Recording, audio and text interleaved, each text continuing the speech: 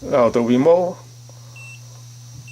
works with the motor and the track regularly.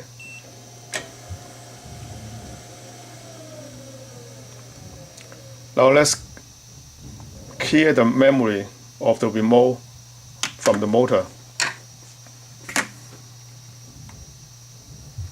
Wait for the light, the light comes on, then we hold it, we press it again, press it and hold it, push it until the light blinks. It blinks and it moves.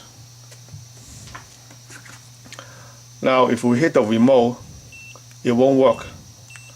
It won't work because we just clear it. It won't work.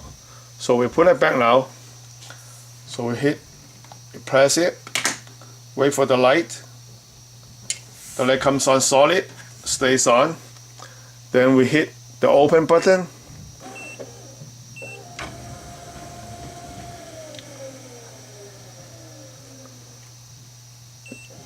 Now it works. That's it.